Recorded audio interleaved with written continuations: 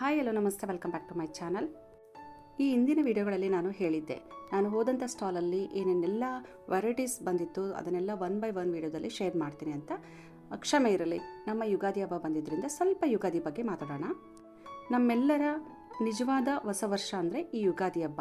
So ಈ ಯುಗಾದಿ ಹಬ್ಬದಲ್ಲಿ ನಾವು ಚಿಕ್ಕವರಿದ್ದಾಗ ಏನೇನೆಲ್ಲ ಮಾಡ್ತಾ ಇದ್ವಿ, ಸೊ ಇವಾಗಿನ ದಿನಗಳಲ್ಲಿ ಎಷ್ಟೆಲ್ಲ ವ್ಯತ್ಯಾಸಗಳಾಗಿದೆ ಅನ್ನೋದ್ರ ಬಗ್ಗೆ ಸ್ವಲ್ಪ ಮಾಹಿತಿಯನ್ನು ತಿಳ್ಕೊಳ್ಳೋಣ. ಹೋದ ವರ್ಷ ನಾನು ಯುಗಾದಿಯ ಆಚರಣೆಯನ್ನು ಯಾಕೆ ಈ ಸಂವತ್ಸರದಲ್ಲಿ ಪ್ರಾರಂಭ ಮಾಡ್ತೀವಿ ಅನ್ನೋದಕ್ಕೆ ನಾನು ಐತಿಹಾಸಿಕವಾಗಿರಬಹುದು ಮತ್ತು ಪೌರಾಣಿಕವಾಗಿರಬಹುದು ಸಾಕಷ್ಟು ಕಥೆಗಳನ್ನು ಶೇರ್ ಮಾಡಿದ್ದೀನಿ. ನೀವು ಬೇಕು ಅಂದರೆ ಹೋದ ವರ್ಷದ ವಿಡಿಯೋನ ಲಿಂಕ್ ತೊಗೊಂಡು ನೋಡಬಹುದು. ನಿಮಗೆ ಗೊತ್ತಾ, ನಮ್ಮ ಕಡೆ ಯುಗಾದಿ ಹಬ್ಬ ಅಂದರೆ ಶಾವಿಗೆ ಮಾಡ್ತೀವಿ. ಅದರ ಜೊತೆಗೆ ಮಾದಲಿಯನ್ನು ಕೂಡ ಮಾಡ್ತೀವಿ. ಕೆಲವ್ರು ಕೇಳಬಹುದು ಯುಗಾದಿಗೂ ಮತ್ತು ಮಾದಲಿಗೂ ಏನು ಸಂಬಂಧ ಅಂತ ಹೇಳಿ. ಇನ್ನು ಕೆಲವರಿಗಂತೂ 100% ಗೊತ್ತೇ ಇದೆ.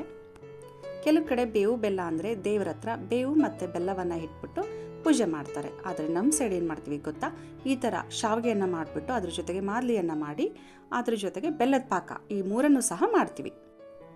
ಬೆಲ್ಲ ಮತ್ತು ಬೇವು, ಈ ಬೆಲ್ಲ ಸಿಹಿಯ ಸಂಕೇತ, ಬೇವು ಕಹಿಯ ಸಂಕೇತ, ಎಲ್ರಿಗೂ ಗೊತ್ತಿರೋ ವಿಚಾರನೆ.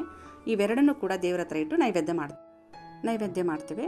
ಸೊ ಜೊತೆಗೆ ನಮ್ಮ ಸೈಡ್ ಏನು ಮಾಡ್ತೀವಿ, ಇಲ್ಲಿ ಕಾಣಿಸ್ತಾ ಇರ್ಬೋದು, ರಾಗಿಯಿಂದ ಮಾಡಿದಂತಹ ಹೊಸ ಶಾವಿಗೆ, ಅಕ್ಕಿಯಿಂದ ಮಾಡಿದ ಹೊಸ ಶಾವಿಗೆ, ಜೊತೆಗೆ ರೆಡಿ ಕೂಡ ಗೋಧಿ ಶಾವಿಗೆನ ತೊಗೊಂಡು ಬಂದುಬಿಟ್ಟು ಅವತ್ತು ಅದನ್ನು ಬಸ್ತು ಬೆಲ್ಲದಿಂದ ಬೆಲ್ಲ ಪಾಕವನ್ನು ಮಾಡ್ತೀವಿ. ಆಮೇಲೆ ಕಡಲೆಯನ್ನು ಉಪಯೋಗಿಸ್ಕೊಂಡು ಮಾದಲಿಯನ್ನು ಮಾಡ್ತೀವಿ.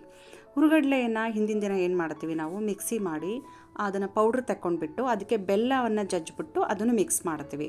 ಸೊ ಇಲ್ಲಿ ಬೇವುನ ಹೆಂಗೆ ನಾವು ಇದ್ರ ಜೊತೆಗೆ ಮಿಕ್ಸ್ ಮಾಡ್ತೀವಿ ಅನ್ನೋದೇ ಇಂಪಾರ್ಟೆಂಟು. ನಿಮ್ಮ ಕಡೆ ಯಾವ ರೀತಿ ಮಾಡ್ತೀರಿ ಅನ್ನೋದನ್ನು ನನಗೆ ಕಮೆಂಟ್ ಬಾಕ್ಸಲ್ಲಿ ಕಮೆಂಟ್ ಮಾಡಿ. ಈ ಪೌಡ್ರ್ ಮಾಡ್ಕೊಂಡಿರ್ತೀವಲ್ಲ, ಅದಕ್ಕೆ ಒಣ ಕೊಬ್ಬರಿ ಕೂಡ ಹಾಕ್ತೀವಿ. ಜೊತೆಗೆ ಏಲಕ್ಕಿ ಜಾಜಿಕಾಯಿ ಪೌಡ್ರನ್ನು ಕೂಡ ಮಿಕ್ಸ್ ಮಾಡ್ತೀವಿ. ಅದಾದ ನಂತರ ಒಂದು ಬಾಕ್ಸ್, ಅಂದರೆ ಕೆಲವರು ಒಂದು ವಾರಕ್ಕಾಗುವಷ್ಟು ಮಾಡಿರ್ತಾರೆ, ಇನ್ನು ಕೆಲವರು 15 ಡೇಸ್ಗಾಗುವಷ್ಟು ಮಾಡಿಟ್ಕೊಂಡಿರ್ತಾರೆ. ನಾವು ತೋರಣಕ್ಕೆ ಅಂತ ಮಾವಿನ ಎಲೆಗಳನ್ನು ತಂದಿರ್ತೀವಲ್ವ, ಜೊತೆಗೆ ಅಲಂಕಾರಕ್ಕೆ ಮತ್ತು ಹೊರಗಡೆ ಎಲ್ಲ ತೋರಣಕ್ಕೆ ಅಂತ ಹೇಳಿ ಬೇವಿನ ಒಂದು ಸೊಪ್ಪನ್ನು ಕೂಡ ತಂದಿರ್ತೀವಿ. ಸೊ ಈ ಬೇವಿನ ಸೊಪ್ಪಿನ ಜೊತೆಗೆ ಹೂ ಕೂಡ ತೊಗೊಂಬಂದಿರ್ತಾರೆ ಅಪ್ಪ ಅಮ್ಮಂದರು. ಸೊ ಅವಾಗ ಏನು ಮಾಡ್ತೀವಿ, ತೋರಣಕ್ಕೆ ನಾವು ಮಾವಿನ ಎಲೆಗಳನ್ನು ಬಳಸಿದರೆ ಸ್ನಾನಕ್ಕೆ ಈ ಎಲೆಗಳನ್ನು ಅಂದರೆ ಬೇವಿನ ಎಲೆಗಳನ್ನು ಬಳಸ್ತೀವಿ.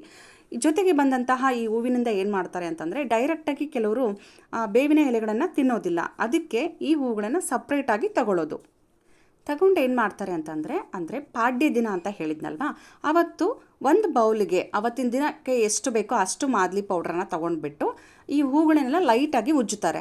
ಅದು ಪೆಟಲ್ಸು, ದಳಗಳು ಸಪ್ರೇಟ್ ಆಗುತ್ತಲ್ವ, ಆ ದಳಗಳನ್ನು ಆ ಬೌಲಲ್ಲಿ ಇರ್ತಕ್ಕಂಥ ಮಿಶ್ರಣಕ್ಕೆ ಇದನ್ನು ಮಿಕ್ಸ್ ಮಾಡೋ ಅಂಥದ್ದು.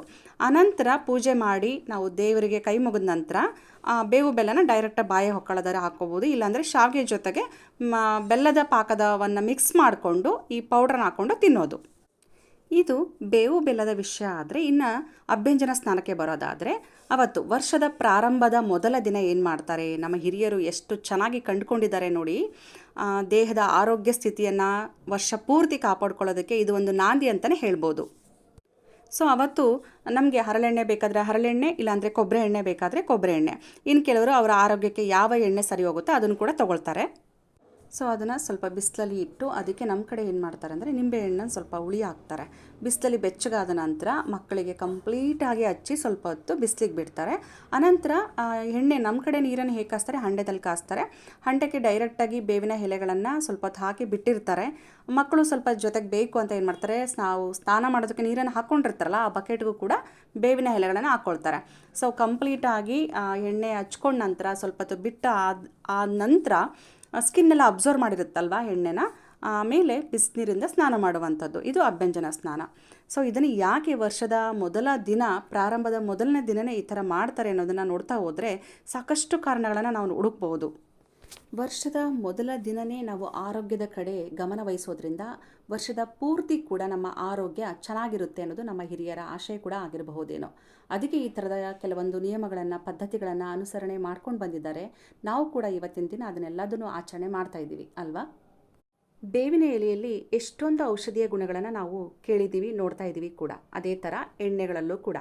ಸೊ ಮೊದಲನೇದಾಗಿ ನಾವು ಎಣ್ಣೆ ಹಚ್ಚೋದ್ರಿಂದ ಸ್ಕಿನ್ನಿಗೆ ಕೆಲವೊಂದು ಬೇಸಿಕ್ ಆಗಿರ್ತಕ್ಕಂಥ ಬ್ಯಾಕ್ಟೀರಿಯಾಗಳೆಲ್ಲ ಸತ್ತು ಹೋಗ್ತವೆ. ಅದರ ಜೊತೆಗೆ ಬೇವಿನ ಎಲೆಗಳನ್ನು ಹಾಕಿದಂತಹ ನೀರಿನಿಂದ ಸ್ನಾನ ಮಾಡೋದ್ರಿಂದ ಕಂಪ್ಲೀಟಾಗಿ ನಮಗೆ ಏನೇ ಒಂದು ಅಲರ್ಜಿಸ್ ಇರ್ಬೋದು ಅದೆಲ್ಲದೂ ಕೂಡ ಹೋಗಿ ಆ ವರ್ಷ ಪೂರ್ತಿ ಖುಷಿಯಾಗಿ ಹ್ಯಾಪಿಯಾಗಿರೋದಕ್ಕೆ ಅದು ಒಂದು ನಾಂದಿ ಆಡುತ್ತೆ ಅಂತಲೇ ಹೇಳ್ಬೋದು.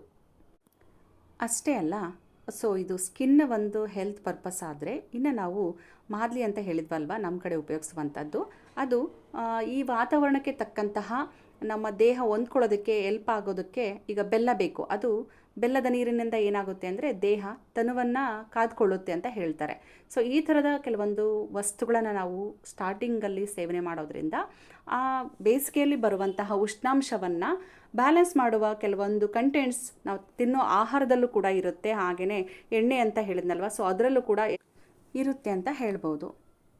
ವರ್ಷದ ಪ್ರಾರಂಭದಲ್ಲಿ ಬರುವಂತಹ ಮಾವಿನ ಚಿಗುರು ಇರ್ಬೋದು, ಮಾವಿನ ಎಲೆ ಇರ್ಬೋದು, ಹಾಗೆಯೇ ಬೇವಿನ ಎಲೆ, ಬೇವಿನ ಚಿಗುರು ಎಲ್ಲವನ್ನು ಕೂಡ ನಾವು ಸಮೃದ್ಧಿಯ ಸಂಕೇತ ಅಂತ ಹೇಳಿ ನಮ್ಮ ಮನೆಯ ಅಲಂಕಾರಕ್ಕೆ ಬಳಸುವಂತಹದ್ದು ಕೂಡ. ಯಾವುದನ್ನು ಕೂಡ ನಮ್ಮ ಹಿರಿಯರು ಸುಮ್ಮನೆ ಮಾಡಿರೋದಿಲ್ಲ. ಸೊ ಕೂಲಂಕುಷವಾಗಿ ನೋಡ್ತಾ ಹೋದಾಗ ಪ್ರತಿಯೊಂದಕ್ಕೂ ಕೂಡ ವೈಜ್ಞಾನಿಕ ಕಾರಣವನ್ನು ತಿಳಿತಾ ಹೋಗ್ಬೋದು. ಒಚ್ಚಾವಿಗೆ ಅಂತ ಹೇಳಿದ್ನಲ್ವ, ಸೊ ಇದನ್ನು ಕೆಲವರು ಒಡ್ರಾಕ್ ಹಿಟ್ಟಿಂದನೂ ಕೂಡ ಮಾಡ್ತಾರೆ. ನಾವು ಕೂಡ ಅದೇ ಥರನೇ ಮಾಡೋದು. ಸೊ ನಿಮ್ಮ ಸೈಡು ಯಾವ ಥರದ ಶಾವಿಗೆಗಳನ್ನು ಮಾಡ್ತೀರಾ ಮತ್ತು ಯಾವ ರೀತಿಯ ಯುಗಾದಿ ಆಚರಣೆಯನ್ನು ಮಾಡ್ತೀರಾ ಅಂತ ನನಗೆ ಕಮೆಂಟ್ ಬಾಕ್ಸಲ್ಲಿ ಕಮೆಂಟ್ ಮಾಡಿ. ಐ ಹೋಪ್ ಈ ವಿಡಿಯೋ ಇಷ್ಟ ಆಗಿದೆ ಅಂತ ಅಂದ್ಕೊಳ್ತೀನಿ. ಇಷ್ಟ ಆಗಿದ್ದರೆ ಲೈಕ್ ಮಾಡಿ, ಶೇರ್ ಮಾಡಿ, ಹಾಗೆಯೇ ನನ್ನ ಚಾನಲ್ನ ಸಬ್ಸ್ಕ್ರೈಬ್ ಮಾಡದೆ ನೋಡ್ತಾ ಇದ್ದರೆ ಸಬ್ಸ್ಕ್ರೈಬ್ ಮಾಡ್ಕೊಂಡು ನೋಡೋದನ್ನು ಮಾತ್ರ ಮರಿಬೇಡಿ. Thank you for watching. ಮತ್ತೊಂದು ವಿಡಿಯೋದೊಂದಿಗೆ ಸಿಗ್ತೀನಿ. ಅಲ್ಲಿವರೆಗೂ ನಮಸ್ಕಾರ.